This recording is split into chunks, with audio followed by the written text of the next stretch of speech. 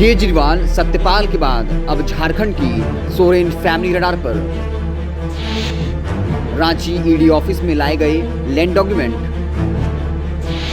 दिल्ली से सीएम अरविंद केजरीवाल, जम्मू के पूर्व राज्यपाल सत्यपाल मलिक के बाद झारखंड की सोरेन फैमिली की मुश्किलें बढ़ने वाली हैं। ईडी ने सीएम हेमंत सोरेन के खिलाफ सबूत इकट्ठा करने का काम शुरू कर दिया। पत्थर खनन घोटाले में हेमंत के विधायक प्रतिनिधि पंकज मिश्रा, सत्ता से निकट संबंध रखने वाले प्रेम प्रकाश समेत कई लोगों की गिरफ्तारी के बाद अब हेमंत सोरेन पर शिकंजा कसने की ईडी ने पूरी तैयारी कर ली है। वैसे पहले भी ईडी ने हेमंत सोरेन से पूछताछ की है। संभव है आने वाले दिनों में उनसे और उनके परिजनों से ईडी पूछताछ करे। ईडी के अधिकारी शुक्रवार को अचानक रजिस्ट्री कार्यालय पहुंचे।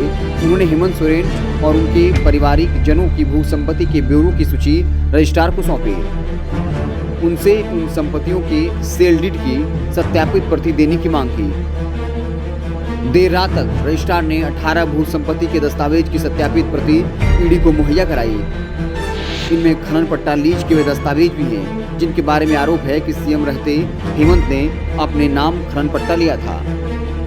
18 प्रॉपर्टी की डीड ले गए ईडी के अधिकारी।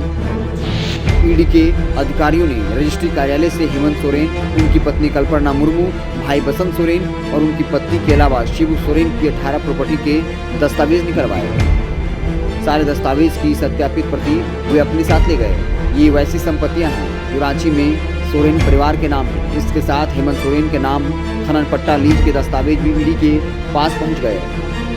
अनुमान है इन प्रॉपर्टी की खरीद बिक्री गलत तरीके से हुई है। हाल ही में सेना की जमीन फर्जी दस्तावेज के आधार पर बेचने का मामला उजागर होने के बाद ईडी ने यह काम किया। सेना की जमीन बेचने के मामले में ईडी ने जिन दलालों को गिरफ्तार किया उनसे मिली जानकारी के आधार पर ही ईडी ने यह कार्रवाई की। खनन पट्टा लीज पर मच चुका है घमासान। हेमंत सोरेन के खनन पट्टा लीज को लेकर पहले भी घमासान मच चुका है। हाईकोर्ट में यह मामला तो चल ही रहा है।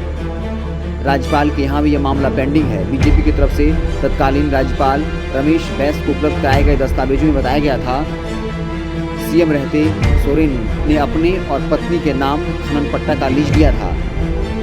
राज्यपाल ने उस पर चुनाव आयोग से मंतव्य मांगा था। चुनाव आयोग ने मंतव्य भी दिया था, लेकिन 25 सितंबर 2022 से वह राजभवन में ही पड़ा हुआ है। चुनाव आयोग ने क्या रिपोर्ट दी है उसके बारे में पूर्व राज्यपाल बैस ने कोई जानकारी न हेमंत सोरेन को दी थी और न मीडिया को इसके बारे में कुछ बताया था। रिपोर्ट जानने के लिए हेमंत सोरेन की पार्टी जेएमएम का प्रतिनिधिमंडल भी राज्यपाल से मिला था।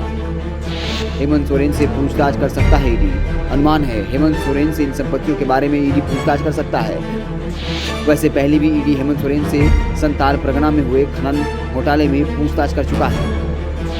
ईडी की ताजा गतिविधि को देखते हुए हेमंत सोरेन की उलझने की आशंका बढ़ गई है। जमीन घोटाले में रांची के उपायुक्त छवि रंजन से भी एक बार ईडी पूछताछ कर चुका है। उन्हें दोबारा भी पूछताछ के लिए बुलाया गया। हालांकि उन्होंने 2 सप्ताह का समय ईडी से मांगा है। अभी तक ईडी ने उनके आग्रह पर कोई निर्णय नहीं लिया है।